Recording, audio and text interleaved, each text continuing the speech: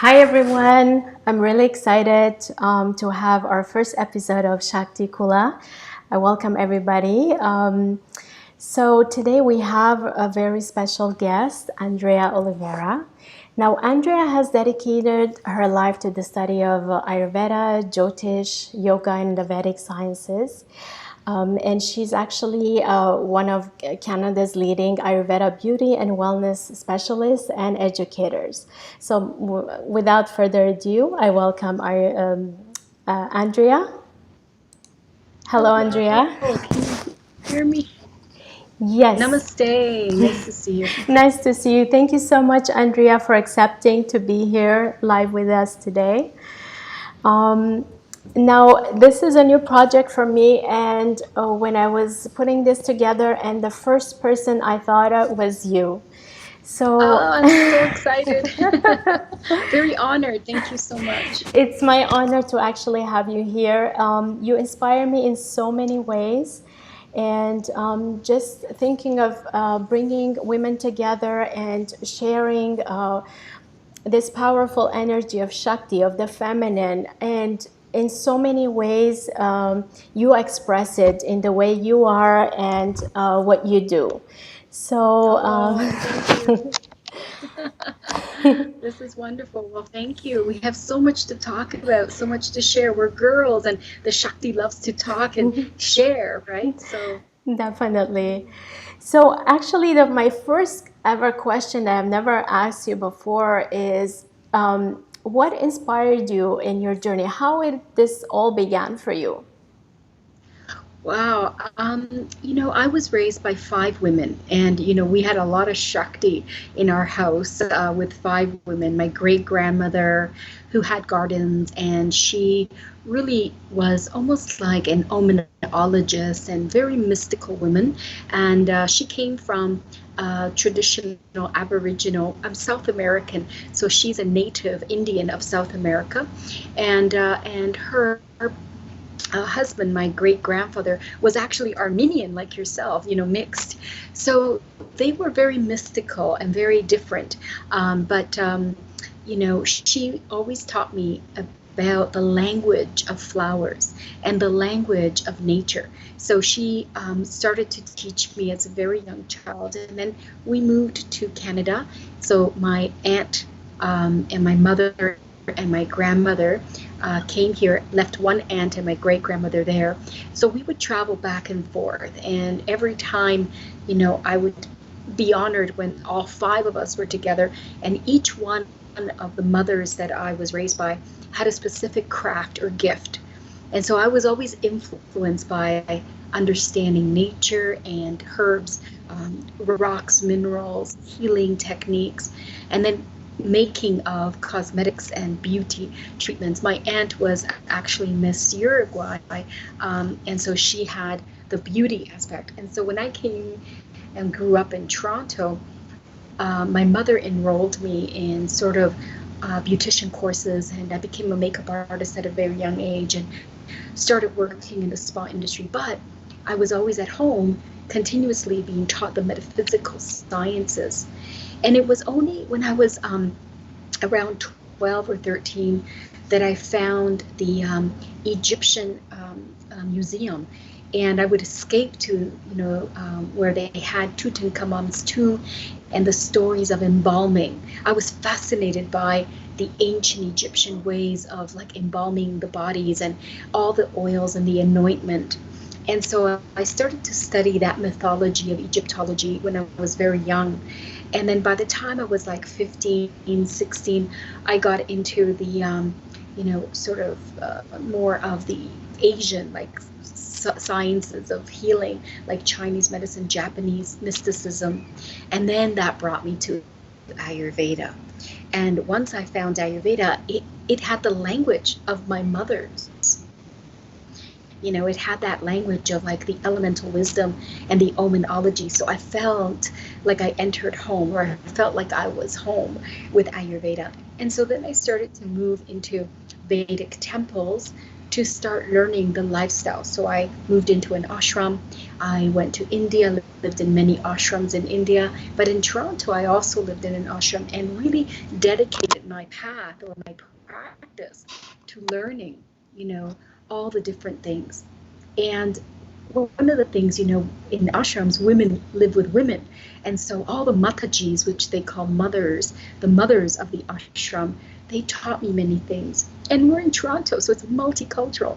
So instead of having just Indian mothers, I had Bosnia mothers, and I had Armenian mothers, and I had Persian mothers, and I had, all the Eastern European cultures. So I learned a lot about their home remedies and their pathology of service as a Shakti, as the feminine, how they served their families, and the way that they had their own personal love affair with God.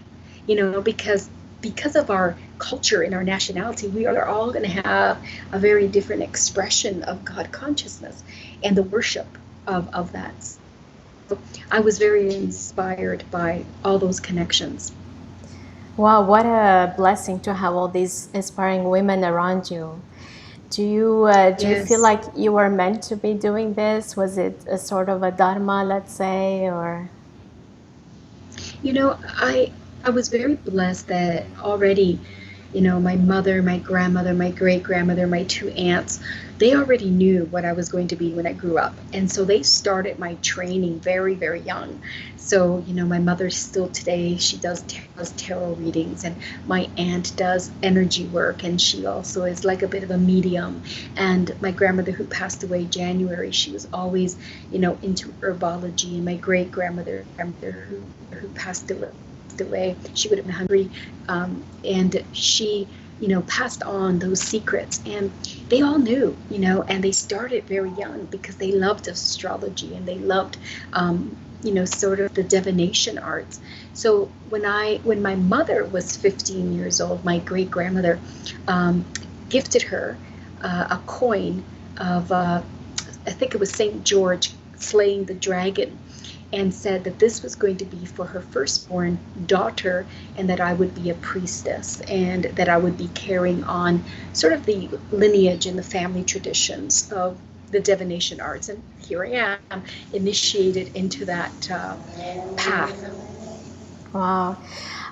Thanks for sharing that personal story with us.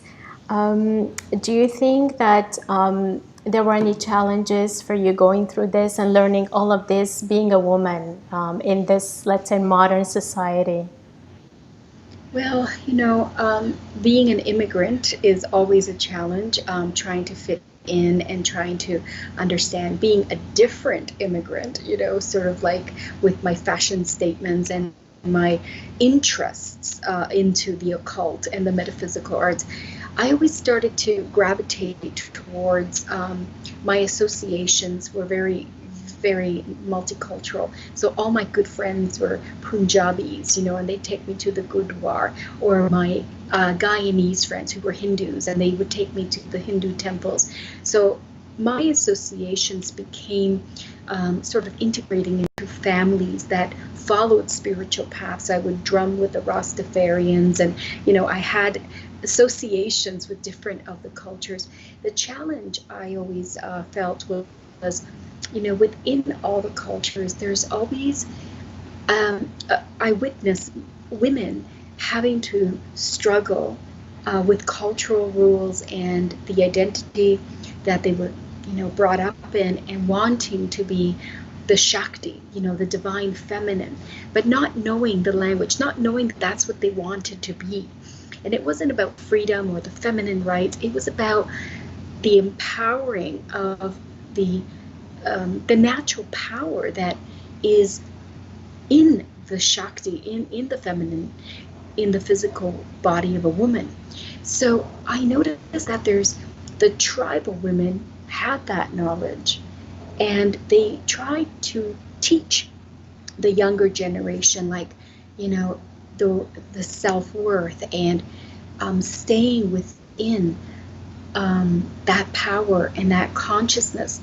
But because of women's natural desires to have many other things, that sometimes got lost. And so notice that, sometimes women, we tend to suffer and we tend to feel uh, feelings of inadequacies and deep emotional hurts by other people.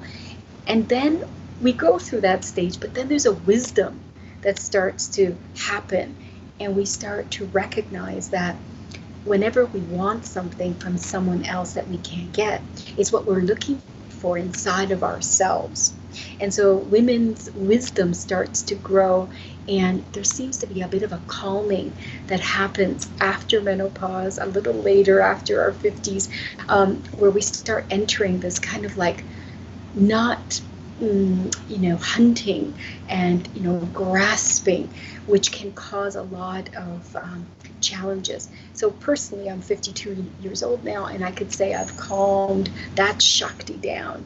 And it's natural because Divine Mother has three aspects of her Shakti. She has the prana that creates this universe with her desire, and then she maintains the universe, she maintains her creation, she nurtures it, she feeds it, she grounds it, and calms all the fears and anxieties like a mother protects her child. And then she destroys it, and transformation happens. So inside of all us women, we have these three aspects of the divine feminine. That part of us that desires and creates, and then that part of us that lives in the maintenance and sustaining that creation, the worlds that we create, our families, our careers, our identities, our reputation. And then there comes a moment where it's time for transformation. And sometimes we tend to destroy or change and transform everything.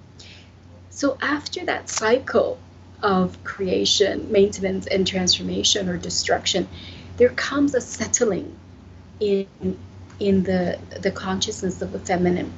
And I think that's when we start to attain certain types of wisdoms that say you need to keep that in balance and just be. And I think that until we get there, there's always going to be some challenges in our lives. So would you say that maybe give it some time and those challenges will slowly kind of transform into a different experience as we age gracefully older, right? Yeah, we have to give ourselves time. And I think the key ingredient is when a woman really understands the reasons why she wants what she wants, why she's doing what she's doing, why she can't get, the things that she's desiring, and why she's suffering about it.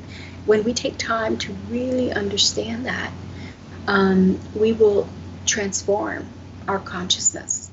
And when we transform our consciousness, I think there's a natural initiation that occurs in the psyche of a woman, where we naturally become, in a way, a little bit more self-realized, and when there is that understanding, there's compassion, and we tend to have more tolerance and more compassion, for sure, to ourselves and to everything around us. That's beautiful. And well, for those who don't know what Shakti means or what are the qualities of Shakti, and I cannot think of a better person to ask. So please, can you share a little bit about that? Yeah. So the word Shakti means energy, and it's the expression of divine feminine energy. And so there's many layers of Shakti. So, I'm a passionate lover of Vedic astrology. And one of the stories that really always has fascinated me is that in Indian astrology, the moon is a male, and he has 27 wives. And these are the stars behind the constellation. So every 2.5 days, that's why the moon changes astrology sign. So every 2.5 days, he visits one of his wives, and these are known as the lunar mansions that the moon travels into. So he stays in one of his wife's house for 2.5 days, and then he moves on to the next one. And I never realized that those lunar mansions, what are mansions? It's like that's a house of a certain energy of the feminine. His wife has a Shakti, it's got an energy. And each individual woman, we have a very unique expression of the essence of love, of the power of the divine feminine, of Shakti. So we have many types of characteristics and qualities in women's consciousness. And so this moon, which is the emotional mind, a representation, is constantly looking, traveling through the experiences of attaining this blessing, this nurturing, this invocation, this adornment of the Shakti's love. And so in a way, our emotional nature, our needs emotionally are like the child's needs that, when you put a whole bunch of women in a room and one child, all the women's attention is on that child.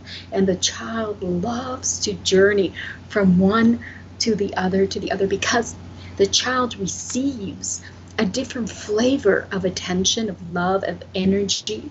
So we, as a embodiment of a part and parcel of the goddess, a divine aspect of the femininity of creation, we have a certain energy. And it's not just because of our race, our culture, our creed. It's the attainment of our consciousness and the expression of the essence of love that we are part and parcel of. And so this moon knows this. So he wants all the different flavors of love. And so he has these 27 wives, and he journeys to have an experience of love. So Shakti is that flavor of energy that is the expression of the divine feminine, and her vehicle is love.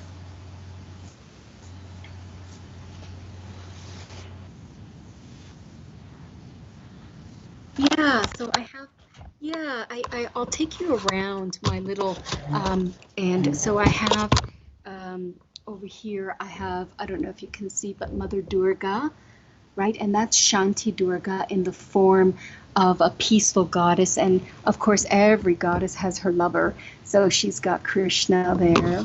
And then inside here is my wonderful secret, you've got Ganesha. And these are the Navagrahas, which are the 9. Can you see? Okay, good. Yes. I'm not Yes. sure. You let me know when you can see just by saying yes.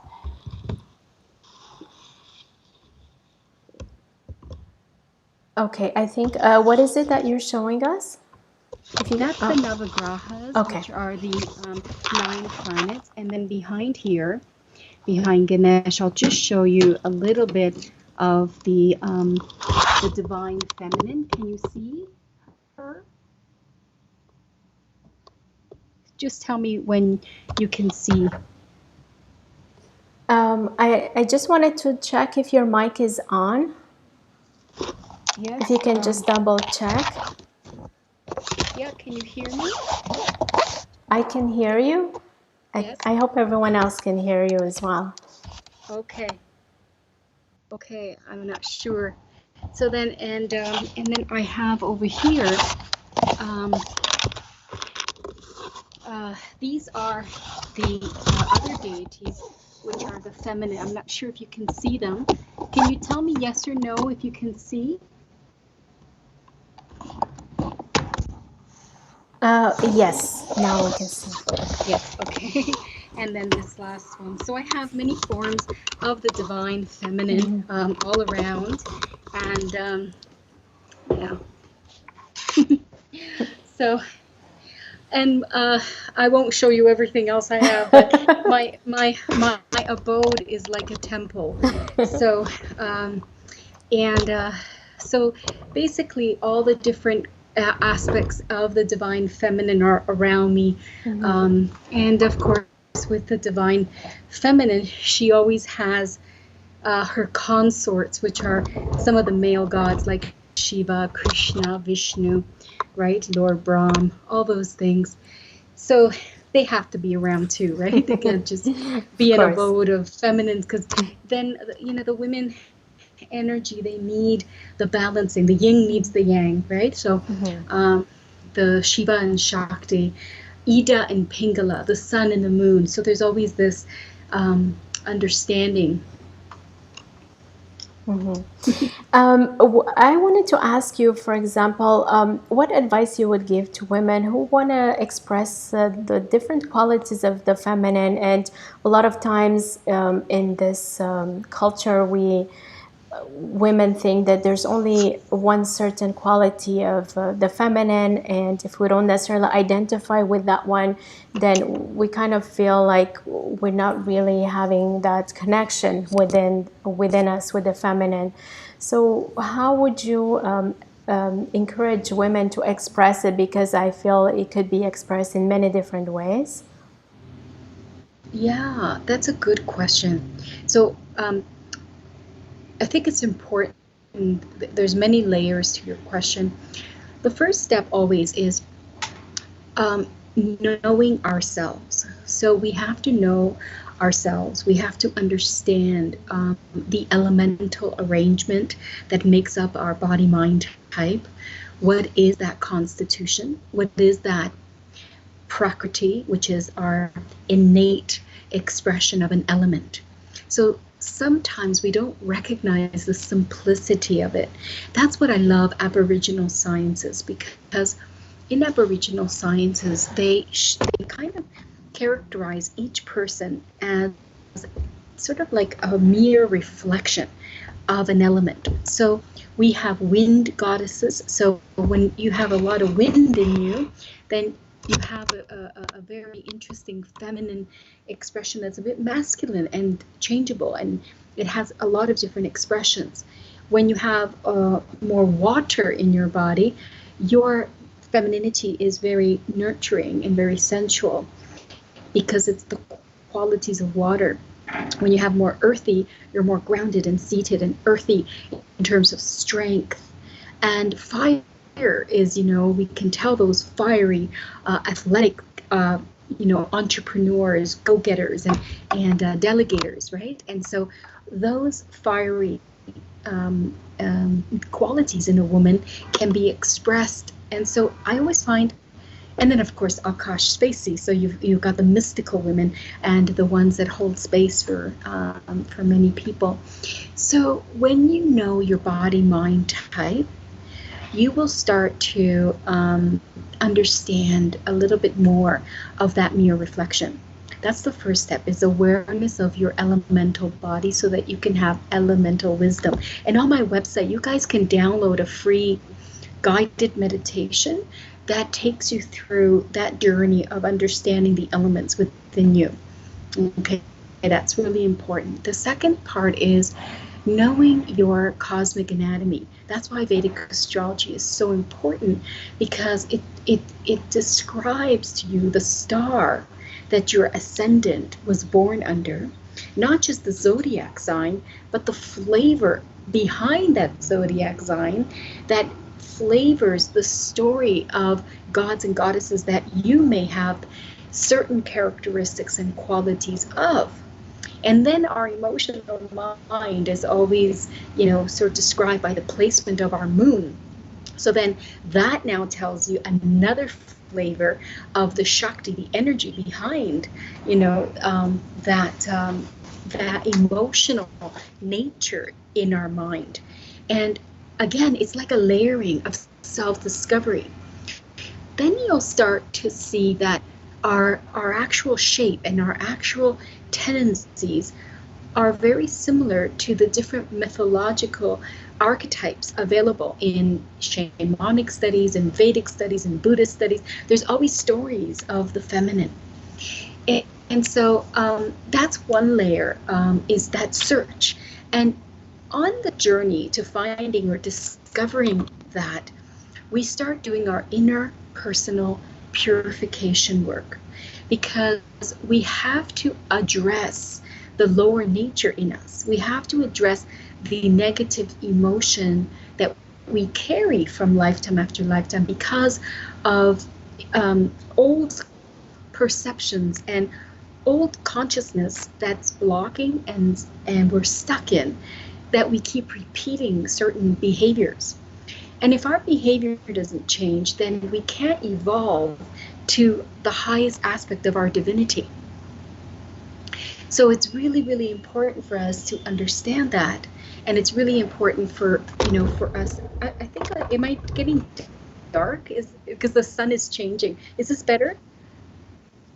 Okay. So just let me know. Just say you're dark, and it's funny because that's another aspect. There is the bright goddess and the dark goddess, and so I'm really demonstrating a live version of that with the shadows behind me, right?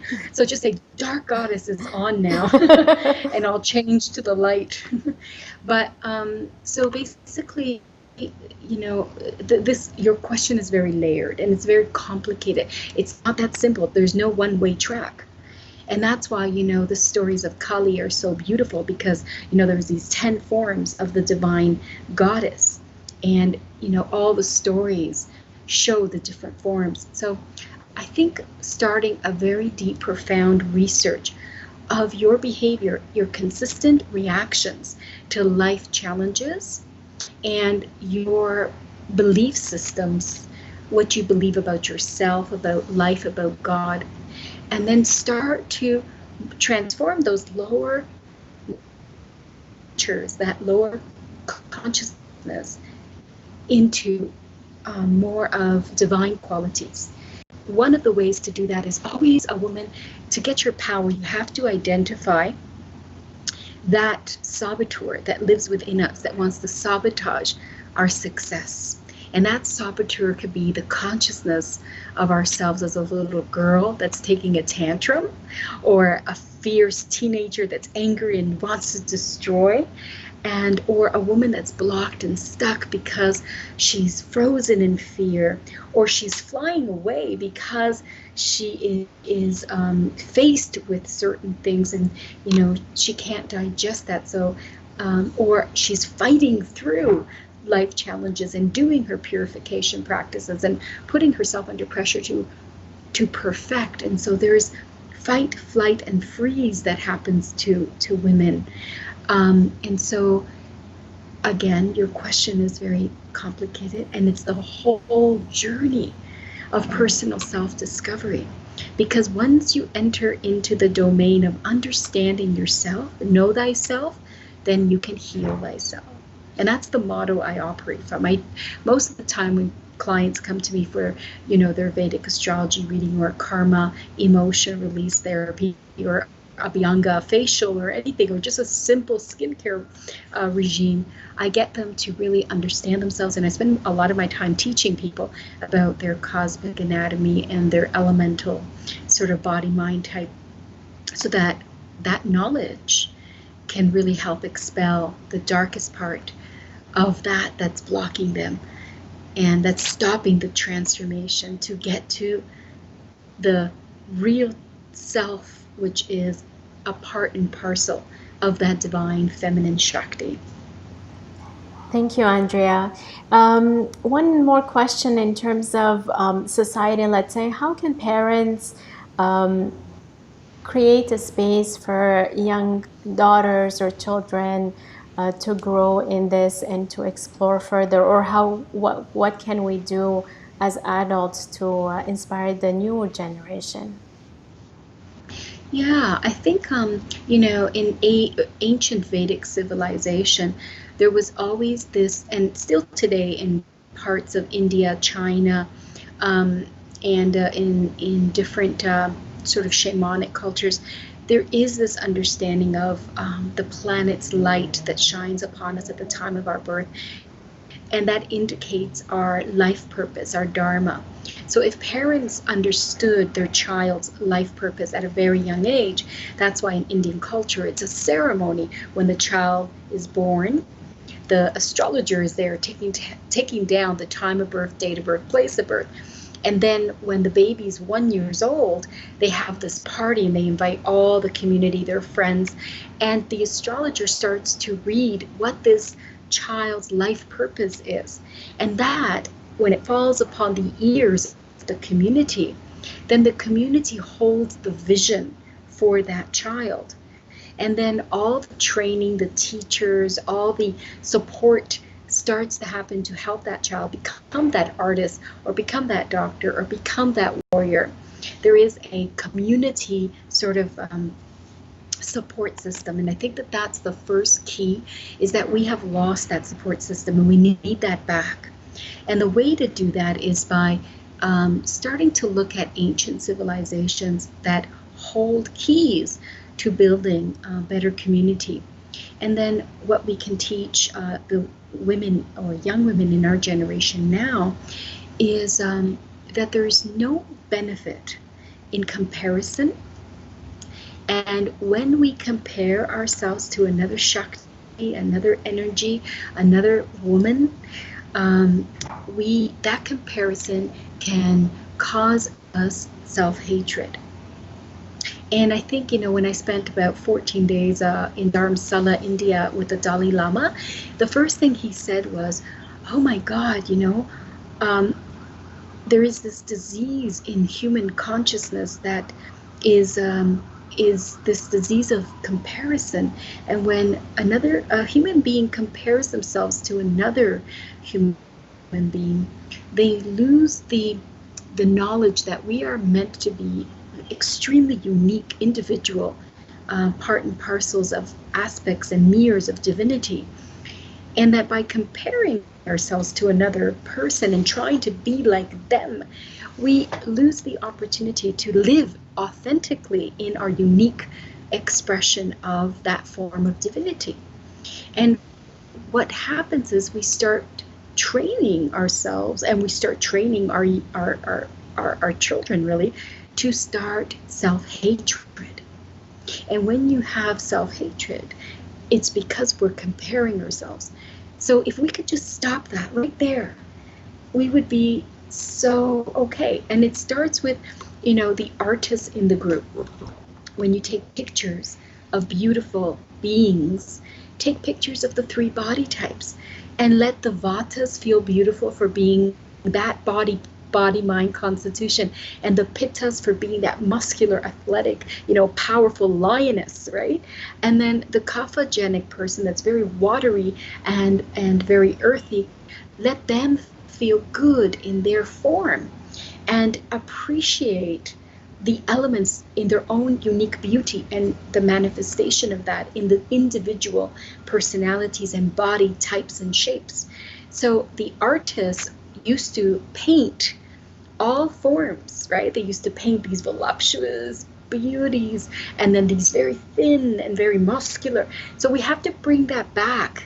So the artists, they have to write poems about the shapes that they love and the natures that they love. And artists have to capture the vision of those different shapes and sizes and elemental expressions in the different body types with their paintings and their stories.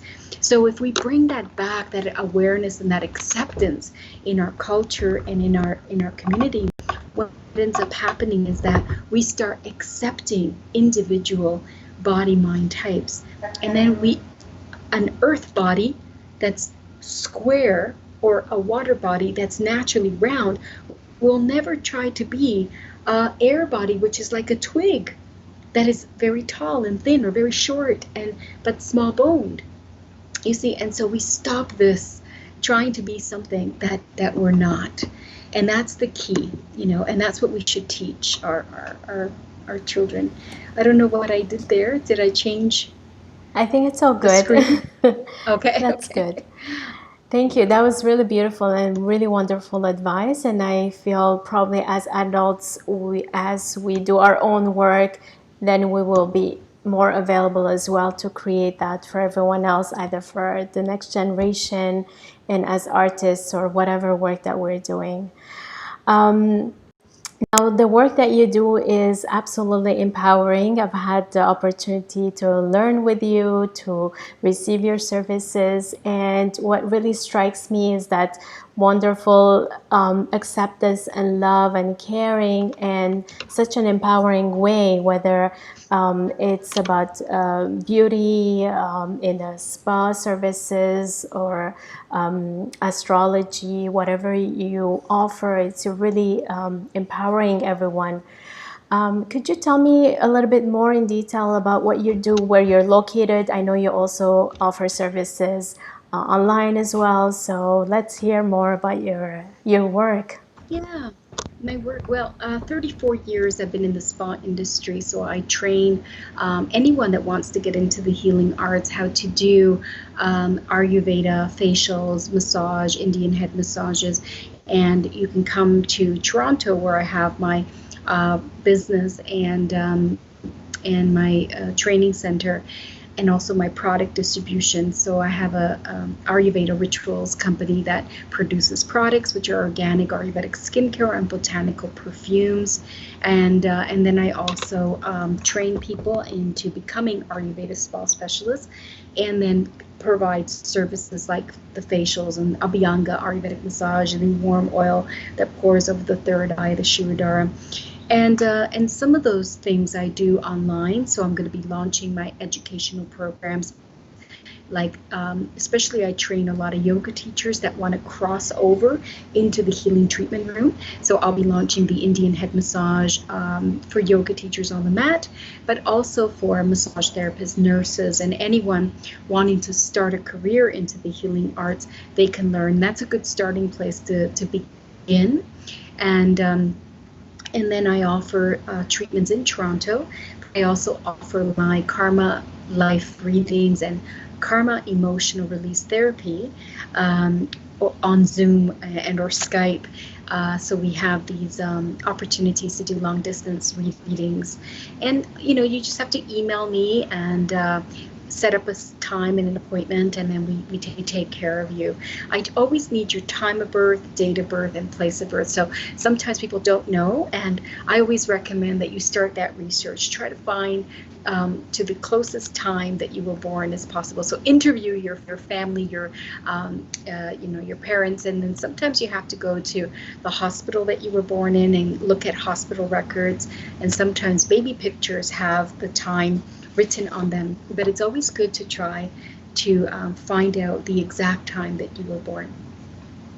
And that's great. We have also beneath the video the link to your services, actually Ayurveda Rituals, so you can find Andrea's services and whatever she's offering online or in person. All the links should be there.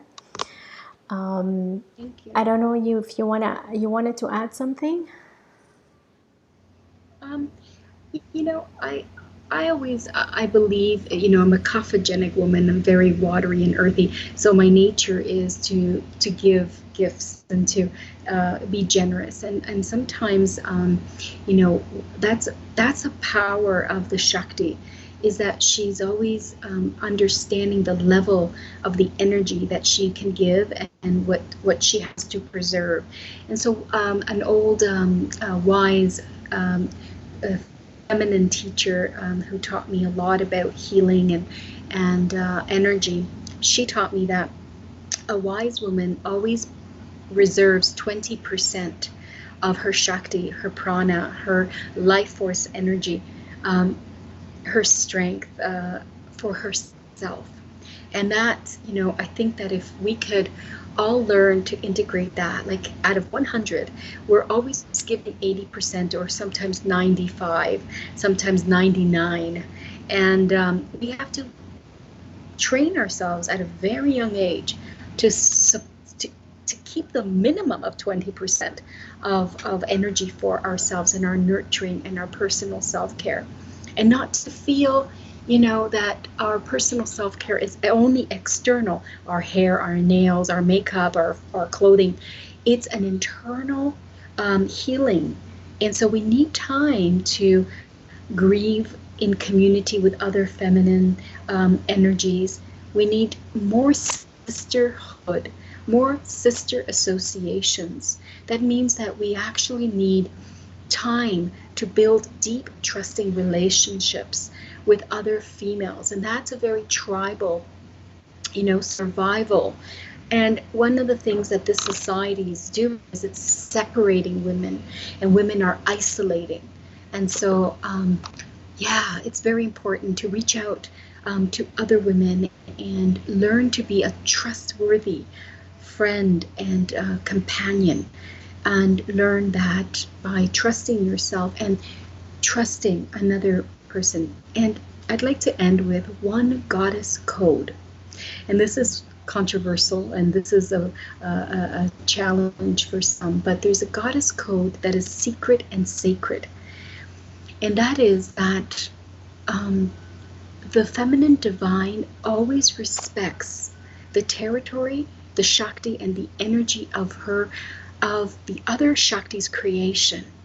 So there is a mutual respect of boundary, of territory, of understanding, and glorifying that other Shakti.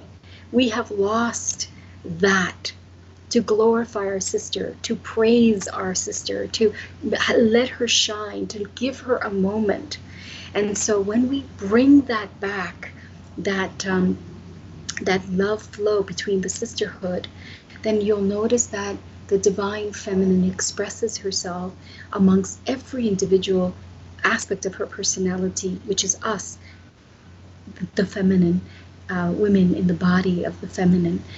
And there'll be a lot more peace. Absolutely. Thank you so much for sharing that. I totally agree. And well, this project, it's a little bit about that as well, to just bring on board the wonderful women and to just inspire each other in many ways.